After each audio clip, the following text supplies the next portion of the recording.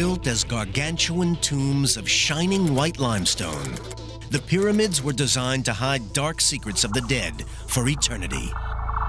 For thousands of years, they have prompted fantastic myths and legends, as well as real and baffling scientific riddles.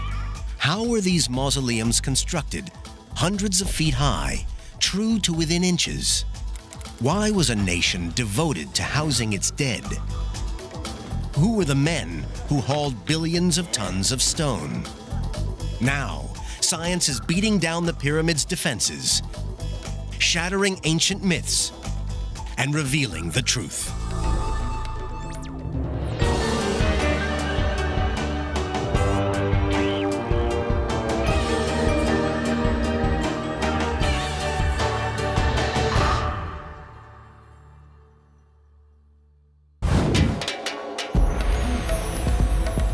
The pyramids of ancient Egypt stand like giant sentinels watching over the city of Cairo. Built more than 2,000 years before the birth of Christ, these stone giants continue to mystify and captivate archaeologists seeking to understand their origins and purpose. I think Egypt has such a grip on us because they had access to stone, and with that stone, they built the world's first skyscrapers. There's something about us that we see in that. The pyramid builders left no record of how they erected these massive superstructures, and thousands of years of myth and legend have hidden their real purpose. The only clues are the pyramids themselves. Scientists must study the stones to discover how these extraordinary buildings were constructed, and to learn who built them using simple, primitive technologies. These are very sophisticated monuments. The Great Pyramid is the high-tech of antiquity. The scale of the achievement is astonishing. The Great Pyramid is 481 feet tall and is made up of 2.3 million blocks, some weighing as much as 50 tons. The whole structure weighs almost 6 million tons. That's the equivalent of 16 Empire State Buildings. For 38 centuries, it was the tallest building on Earth. What's more, it's an incredibly precise piece of engineering. The 755-foot sides vary in length by less than 2 inches. It's not just the exterior building that's extraordinary. Inside is a complex of passageways and chambers built from one of nature's hardest rocks. The stonework is so precise that even a credit card cannot slip between the blocks, all constructed by a people who hadn't discovered the wheel. The accuracy of the Great Pyramid is something that makes me stand in awe. The first Egyptologists tried to blast their way to the truth with dynamite. They forced their way into the pyramid's secret chambers. But they may have destroyed more than they uncovered. Dynamite especially might have obliterated clues left behind by the ancient Egyptians, telling us more about the pyramids or how they were built. Now archaeologists are using the latest technology to search for wonders hidden deep within the stones. I really actually believe that the burial chamber of that king is still hidden inside the pyramid. But for other archaeologists, it's the buildings themselves that are the true wonder. The greatest mystery about the pyramids is not secret chambers, it's how the Egyptians managed to build them with the technology they had.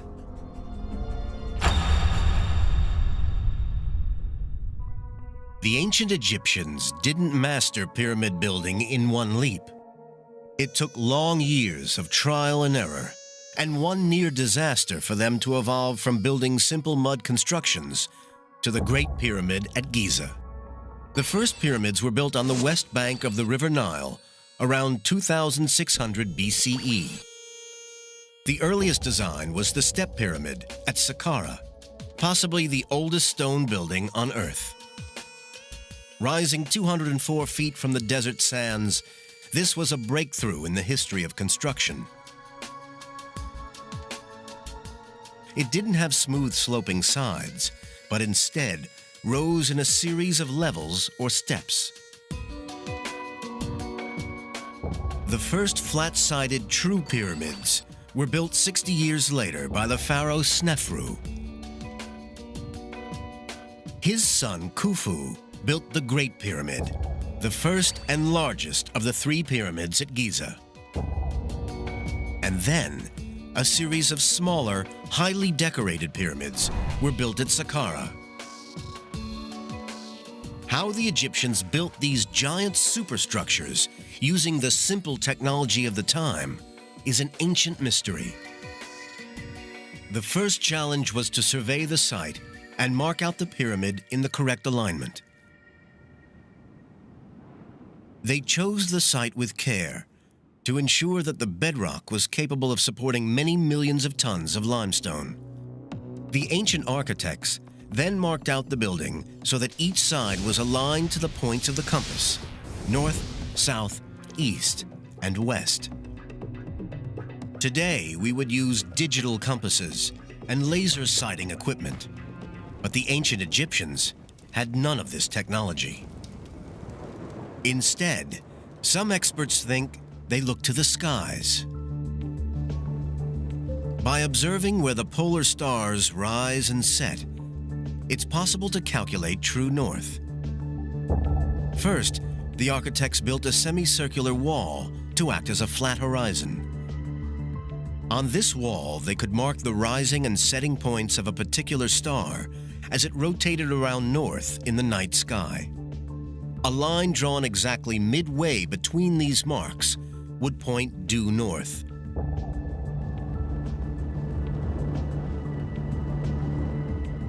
Using just this low-tech method, the Great Pyramid was aligned with breathtaking accuracy.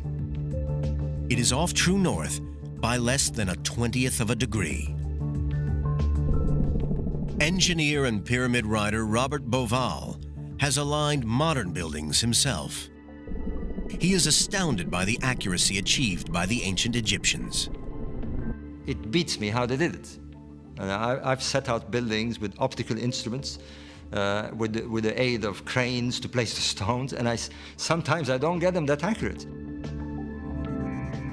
Having calculated due north, the architects plotted out an alignment line that forms one side of the pyramid's footprint. They then marked out the remaining 3 sides using measuring rods and cords. With the plan of the pyramid now set, the engineers then carved a level base out of the bedrock to support the giant structure. A perfectly horizontal foundation was needed for a precise and stable pyramid. British engineer Dennis Stocks is an expert in ancient Egyptian construction techniques. His work has unraveled many of the mysteries of pyramid building. Modern foundations are leveled with lasers and spirit levels. Stocks believes that the Egyptians used water. In order to get the pyramid base nice and flat and level, the ancient Egyptians used a channel. It's like this one here, only it would stretch all the way along 755 feet, the whole side of the pyramid.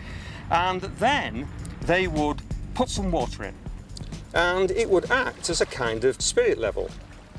All he has to do is follow the line of the water along it, and then he can be sure that the pyramid base will be truly level and truly horizontal. Stocks believes that such a water trench could have been built on a massive scale along the whole edge of the pyramid. In this way, the engineers could ensure the whole base was level. But to check that all 2.3 million blocks were kept level as the pyramid grew upwards, the Egyptians used another ingenious device. The tool I'm using is made of wood, and it's called the A-frame. All it is 2 pieces of wood joined together at 90 degrees at the top with a crossbar and a hanging plumb line to calibrate it for use It is placed on a flat surface of water, and then a line, which you can see there, is marked right behind the hanging plumb line, so that you know when you test it on a surface and the hanging plumb line coincides with the mark, we know that it is showing a truly horizontal flat surface. With the design laid out and the site level, construction could now begin. For this, the Egyptians needed stone, millions of tons of stone. But how did they quarry such incredible amounts without the aid of dynamite, jackhammers, or even iron tools? During the ancient Egyptian Old Kingdom, 18 major pyramids were completed in a 500-year period. They contain 1/3 of a billion cubic feet of stone that had to be quarried, cut, and transported to the sites. Even for modern engineering companies with modern technology, this would be a daunting task. Yet the ancient Egyptians managed it with the most rudimentary tools. Dennis Stocks is traveling to Tura near Cairo, where much of the high-quality limestone used in the pyramids was quarried. He believes the Egyptians cut this stone using a soft metal, copper. Stocks has built replica copper chisels based on ancient artifacts found in Egypt. By using those, I feel that I am as close as I can get within the mind of ancient Egyptian workers and how they felt. But copper is a soft, malleable metal which bends and blunts easily. How can it be used to cut limestone?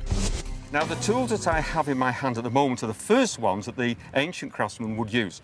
And this one is a mallet, which is used to strike this copper tool, which is shaped into a chisel. And in order to do this, you lay the chisel against the stone at an angle, position the mallet, and then strike. Quite hard blows, and you will see big chips of stone coming away. That's all right for rough working, but we have another copper chisel which can be used for more finer working in order to get much less stone off at a time, but will bring the surface closer towards the surface which is totally flat. Stocks' research shows that it's possible to carve limestone blocks using soft copper chisels. And it turns out that the Egyptians were the unwitting recipients of some good fortune. Detailed chemical analysis of ancient tools shows that Egyptian copper wasn't pure. It contained small traces of arsenic. By a lucky chance, this impurity holds the copper crystals together and actually makes this copper tougher than its pure form. This fluke of chemistry helped the Egyptian stonemasons quarry most of the 2.3 million limestone blocks in the Great Pyramid. The pyramids are mostly made of the relatively soft rock limestone. But the Egyptians also used a much tougher kind of stone, granite. They used this hard, beautifully colored stone for the most important sections of the design, such as the King's Chamber within the Great Pyramid. And copper chisels have absolutely no effect on this rock. Sophisticated modern quarrying tools can cut through granite, but the Egyptians had not even learned how to forge iron. Generations of archaeologists could not solve the puzzle of exactly how they cut these 50-ton granite blocks. But now, experimental archaeology is beginning to explain this technological mystery. Dennis Stocks thinks he has the answer. He believes the Egyptians did use copper saws. And not just ordinary saws. They didn't even have teeth. This material here is very hard granite, and to cut this you need a special tool, and this is a copper saw, but it's toothless, it's got no teeth at all. And you say, well, what's going to do the cutting? Well, it's sand, but it's the quartz crystals within the sand which embed themselves into the softer copper.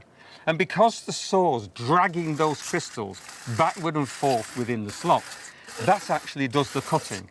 And slowly, bit by bit, the stone is cut right the way through. Quartz crystals in the sand are so hard that they gradually grind through the solid granite. But using these saws, the ancient Egyptians could only have cut granite at a rate of 2 cubic inches an hour. It still would have taken 4 months to carve out the sarcophagus inside the Great Pyramid. With soft copper and a cutting edge provided by arsenic and sand, the Egyptians cut vast quantities of rock. They had to then assemble these blocks into a monument that could stand the test of time. But what made the Egyptians decide to build a pyramid in the first place? Why did they choose this now iconic shape? They were looking for a stable form. Like a mound of gravel, the pyramid is supported by a wide base and low center of gravity. More than 2/3 of the weight is in the bottom third of its height. But the design wasn't just about engineering. It was also influenced by their beliefs. When people want to go up, to do so and have stability, a mound is very stable.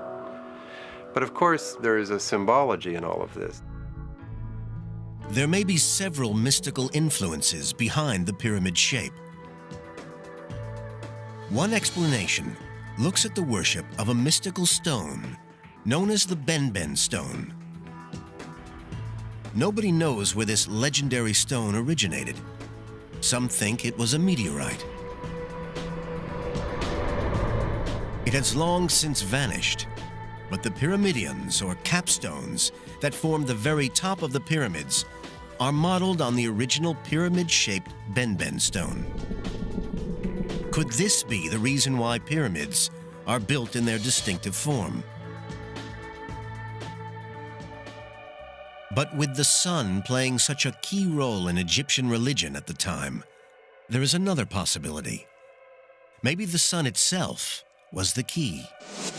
The pyramid can be seen as a stone representation of a sun ray coming down from the heavens. When the sun emerges from behind clouds, the beam created can sometimes resemble a pyramid.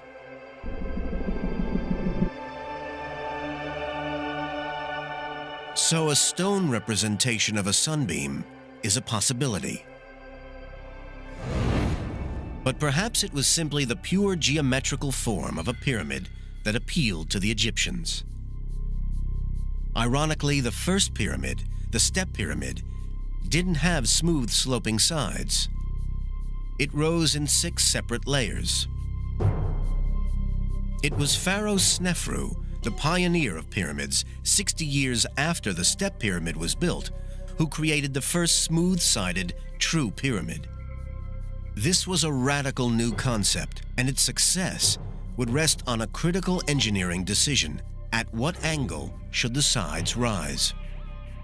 The steeper the angle, the taller and heavier the pyramid would be.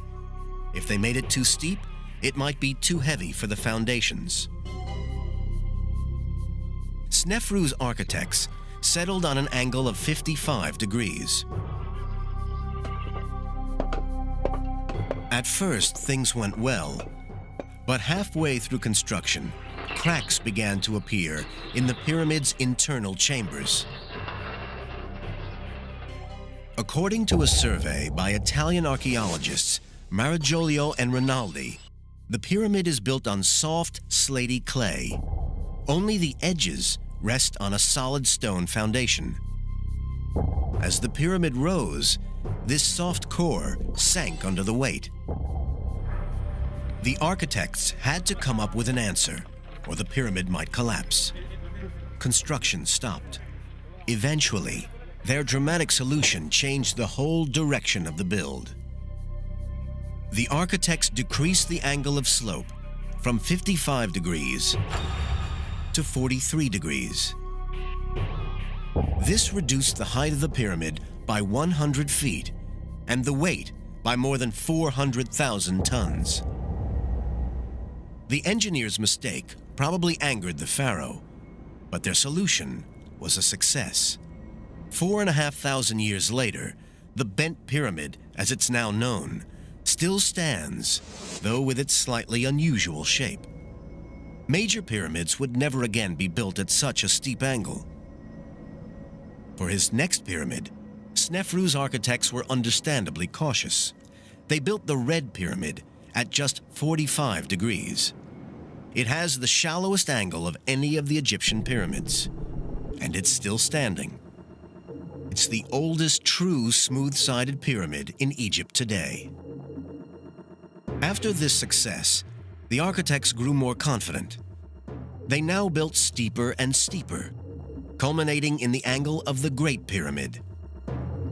Its sides climb at an angle of slightly less than 52 degrees, rising to a summit of 480 feet.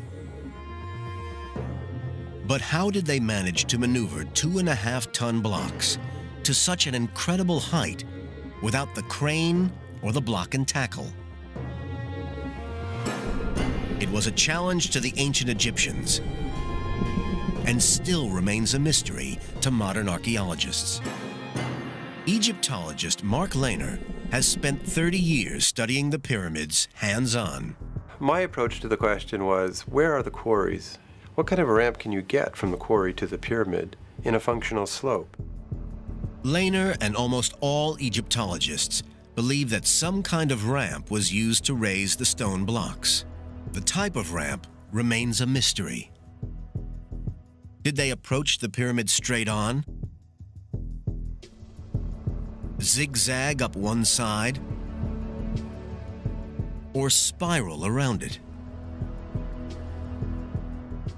It's not a problem that's been totally solved, and I've given my suggestions. I've tried to base them in the landscape, but a lot of it is still inference. Because the ramps were dismantled once the pyramid was complete, only fragments of evidence are available to archaeologists.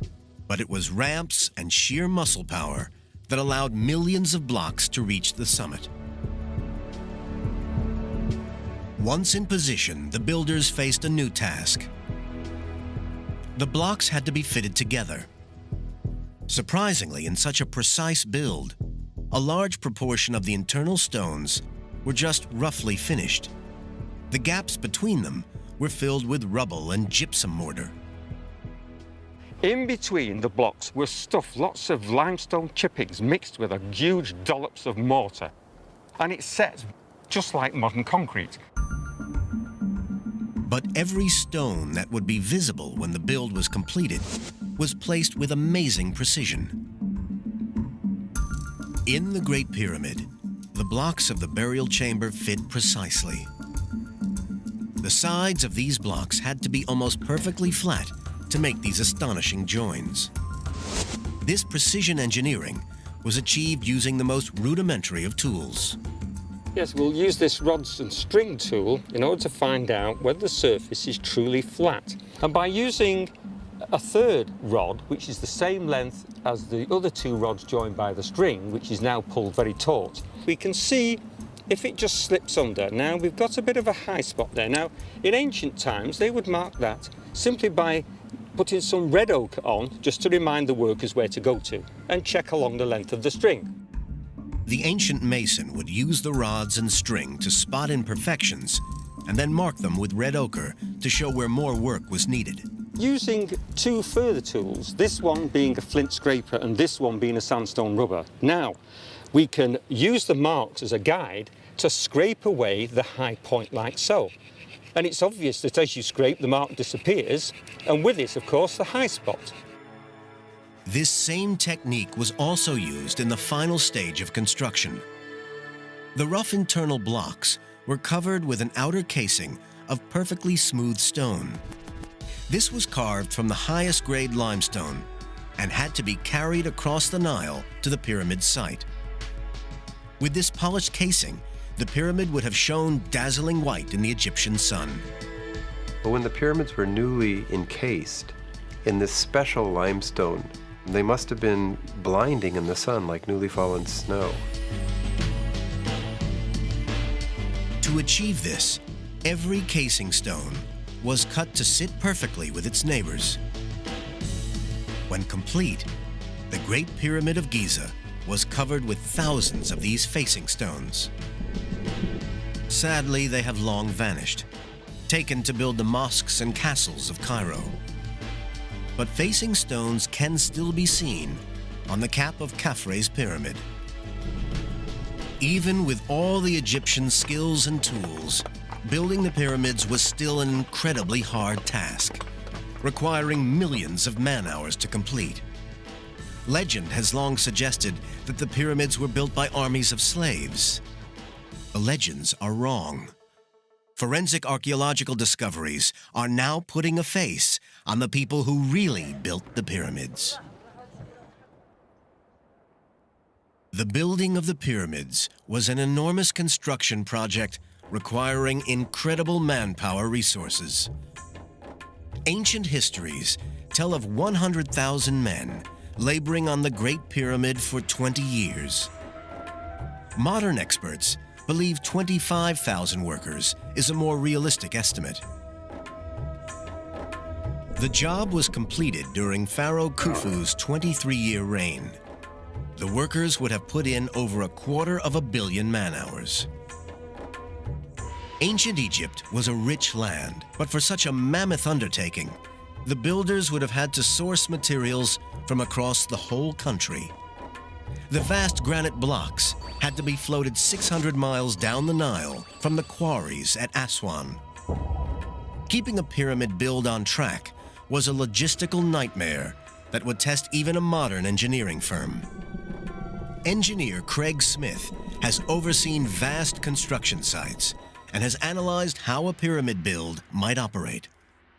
You don't have cell phones, you don't have pagers, you don't have laptop computers, you have millions of pieces of material that have to arrive at the right point in time. Egyptian communications depended upon papyrus and foot messengers. Yet they kept track of thousands of workers and countless millions of pieces of raw material. A present-day pyramid builder would have all the benefits of modern technology available to them. Where the Egyptians probably relied on the stars to align the pyramids, we would use lasers. Where the Egyptians used simple ramps, we would use giant tower cranes to raise the blocks. Today, motorized vehicles would transport building materials to the site. All the Egyptians had was muscle power and slow-moving boats. Craig Smith has calculated the cost of building a Great Pyramid in today's money. If you did it with limestone, it'd be about $4 billion and would take about 4 years. That's considerably less than the 23 years it's estimated it took to build the Great Pyramid. But we should not underestimate the scale of their achievement. The ancient Egyptian craftsmen would have had to place a block every 2 minutes, 270 blocks every single day for 23 years. And on top of its sheer scale, the pyramid was built to last for all eternity. We haven't built anything of that scale in recent times that probably has any likelihood of lasting 4,500 years. The Great Pyramid alone was a triumph of human ingenuity. But amazingly, the Egyptians built another 17 major pyramids. This pyramid building epic spanned 5 centuries and was perhaps the greatest construction project of all time. These pyramids are known by the names of the pharaohs who commissioned them, but the identity of the actual people who built them has long remained a mystery until now.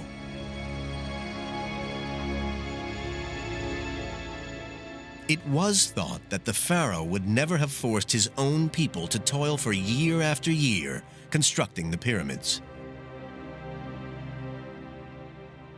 Instead, it was believed that they were built using slave labor, possibly the Israelites. In recent years, archaeologists have excavated the areas around the Giza pyramids. Their finds have radically changed the theories on who built the pyramids. Renowned Egyptologist Dr. Zahi Hawass has discovered the tombs of the actual pyramid builders. Dr. Hawass was surprised at the elaborate nature of these tombs. They do not look like humble burial grounds for slaves.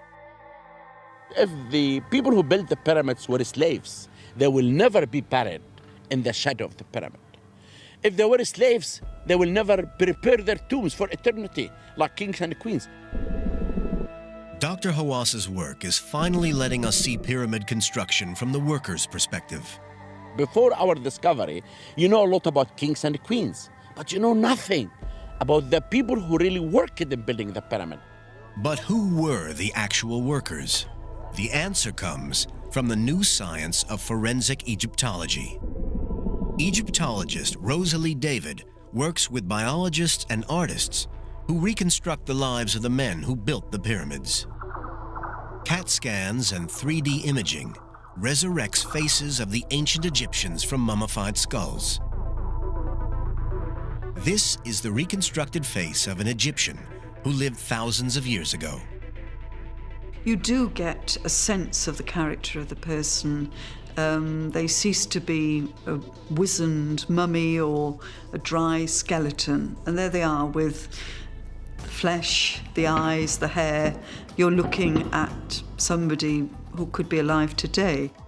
Forensic analysis of workers' bones provides conclusive evidence that the pyramid laborers were not foreign slaves. The idea that the pyramids were built by slaves is totally wrong. This has been proved really by the archaeological evidence. So all the studies on the bodies show that they are Egyptians. They're not from overseas. The bones also show clear evidence of medical treatment. Broken limbs have been reset. One skull even shows signs of early brain surgery. Foreign slaves would never have been granted such high-quality medical attention. But where was this native workforce housed? To Mark Lehner, the pyramid builders' town must have been near the Giza Plateau. If there were 20,000 people out there, to say nothing of 30,000, it would have been one of the largest cities in the world in the 3rd millennium BC. So where was it, and where was all the infrastructure? Lehner's breakthrough came when he excavated a site to the southeast of the pyramids, next to the workers' tombs. Everywhere we put down an excavation trench, we found large, substantial mud brick walls, evidence of an ancient settlement. The layout of this long-hidden town exposes more and more about the lives of the pyramid builders. Well, the footprint of this lost city tells us something about how they organized their society in this very early period when they built pyramids.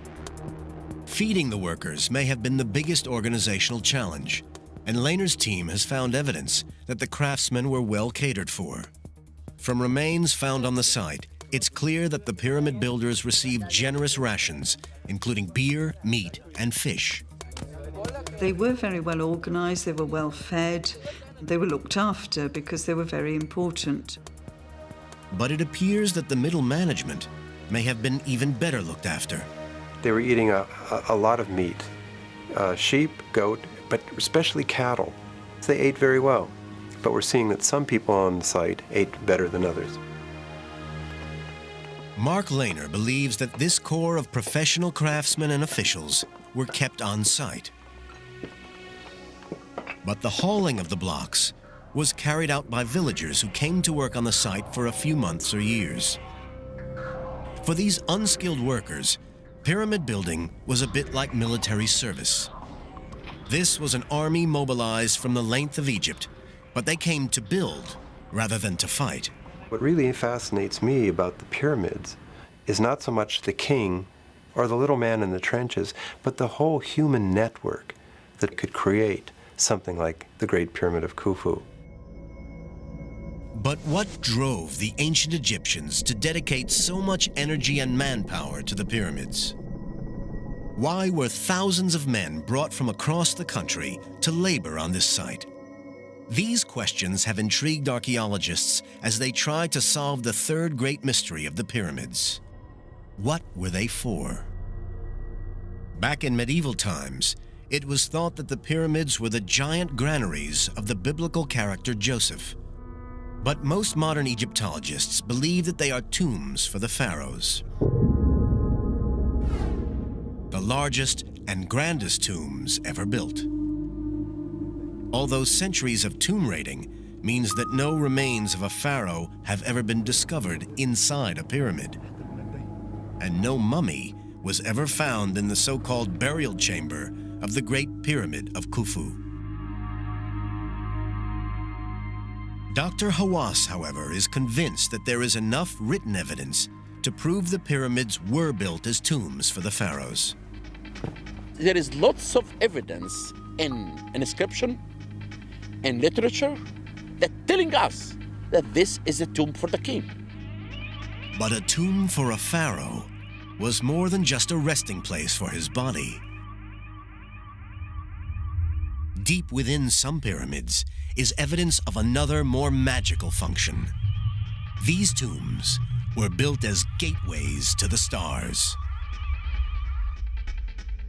The ancient Egyptians poured resources and manpower into building the pyramids, the greatest stone monuments on the planet. It's believed that they were built as tombs, but their true importance to both the pharaoh and Egypt itself remained hidden. For centuries, these silent giants kept their secrets until a discovery made by pure chance. In 1879, a workman was passing one of the later Saqqara pyramids at dawn when he saw a jackal.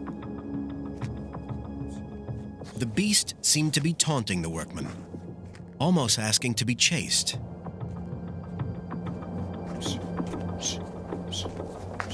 The workman then followed the animal into a hole near the pyramid. To his surprise, he found himself in a chamber. Lifting his lantern, he saw that the walls were covered with hieroglyphs. These ancient sacred writings had been hidden for thousands of years.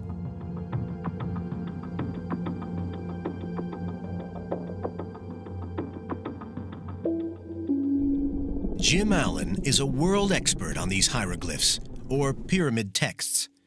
He believes they give us a unique insight into the intentions of the pyramid builders. They are the oldest religious texts known from Egypt, which makes them one of the oldest bodies of religious texts in the world.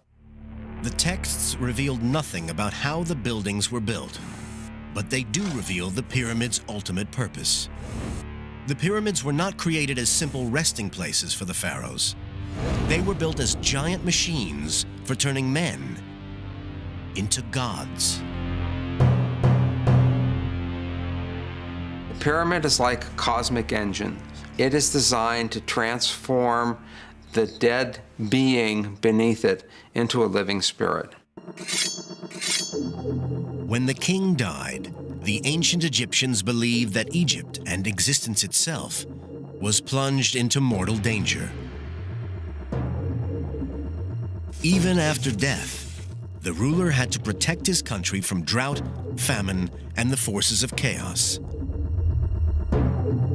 The mummified pharaoh was carried into his giant tomb, along with food, clothes, jewels, and treasures, everything he would need in the afterlife in the stars. Salima Ikram has studied ancient Egyptian beliefs about the afterlife. The basic thing is it's very much like this life, except better. So everything you wanted in this life, if you have managed to put it into your tomb, you can have it in the afterworld. The pyramid texts leave a record of the rituals that were performed over the mummified body of the pharaoh. To ensure that he survived his journey to the afterlife, they also included spells and prayers to protect him. We tend to think of magic as abracadabra, wizards, witches, Harry Potter. To the ancient Egyptians, magic was a part of the universe. For the Egyptians, This was the science of survival. There is no superstitious mumbo-jumbo in ancient Egypt. Everything has a meaning, everything has a purpose. Once the rituals were completed, the pyramid was sealed, hopefully for all eternity. The pharaoh was then free to make his journey to the afterlife, to be reborn as an eternal star. But Robert Bauval, who has written extensively on the pyramids, believes that there is a further connection between the stars and the pyramids. For years, he has been intrigued by the links between Egyptian religion and astronomy. It all started with an aerial photograph of the Giza pyramids. Bauval noticed a very distinctive pattern. I was looking at monuments that had been laid according to a plan. There were two large pyramids set along a diagonal. But what bugged me, what really got me, was there was a third, smaller one offset from the diagonal. This faulty diagonal reminded him of the stars of Orion's belt. It has two bright stars and one dimmer star offset. The relative sizes and positions of the three Giza pyramids seem to match those of the three stars. For some Egyptologists, Bauval's theory is just a coincidence. If you look at the stars in the Orion constellations, you'll find that they do not fit with all the Old Kingdom pyramids at all.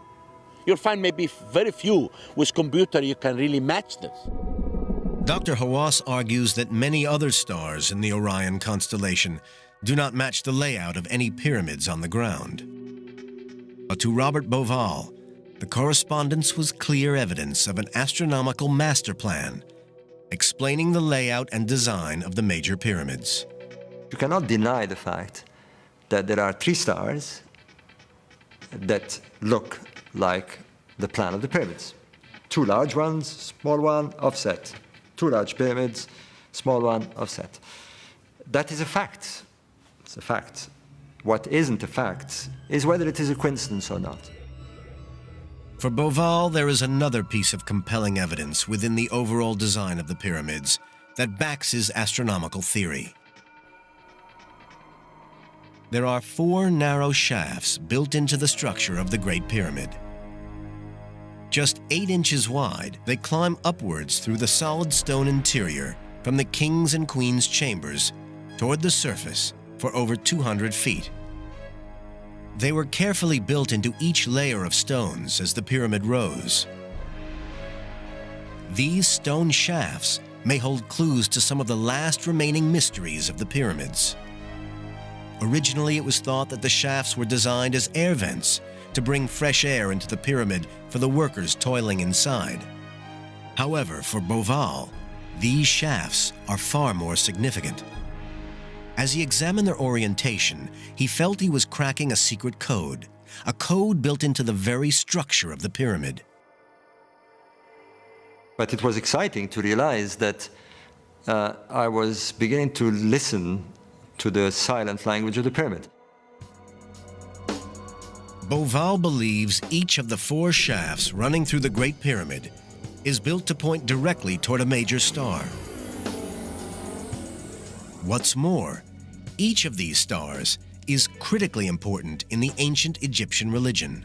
One of the southern shafts points towards Sirius, the counterpart of the goddess Isis, while the other points to Al-Nitak, one of the stars in Orion's belt.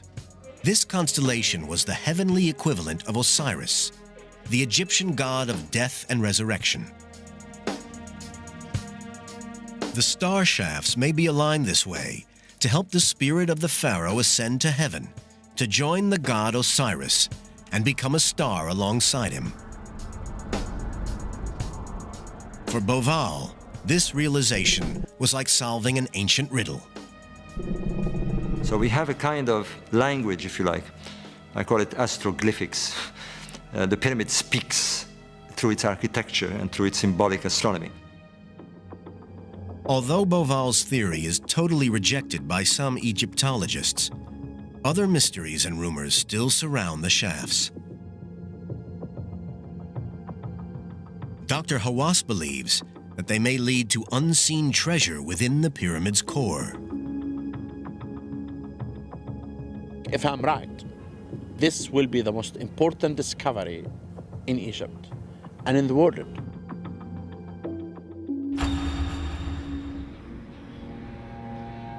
The Great Pyramid at Giza contains a complex of shafts and chambers. Researchers have already discovered 3 possible burial chambers linked by corridors, including the magnificent Grand Gallery. But in recent years, interest has focused on 4 mysterious shafts that run from the King and Queen's chambers toward the surface. These narrow channels are surrounded by rumors of hidden chambers and astrological links. In the 1980s, a French team studied the structure of the Great Pyramid using microgravimetric techniques which detect variations in the density of objects. Their study identified several areas of differing density, suggesting that there may be undiscovered chambers near the top of the pyramid. In 1993, Dr. Zahi Hawass worked with a German robotics team to explore the shafts in the Queen's chamber. What they discovered rocked Egyptology. After 200 feet exactly, the robot was stopped in front of a door with 2 copper handles. The southern shaft was sealed by a solid limestone slab, which blocked the robot exploring further. In 2002, a different team went back with a more advanced robot. It carried drilling equipment designed to cut through the limestone panel. Remote sensing techniques, similar to those used to find earthquake survivors, had revealed that the slab was only 3 inches deep. The robot climbed up the narrow shaft and drilled a small hole, just big enough for a tiny camera to pass through. What the camera revealed was totally unexpected. Another limestone door across the shaft. For some observers, it was a bitter disappointment. But for Dr. Hawass, this was still an important find. We are not looking for the doors of Alibaba and the 40 thieves. We are looking for archaeology. Then anything that you discover inside the pyramid, it's a major discovery.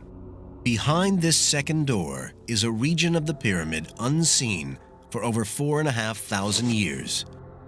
Dr. Hawass believes that a hidden chamber may lie behind the limestone slab. He is now ready to go back inside the Great Pyramid and believes he may find the ultimate archaeological prize.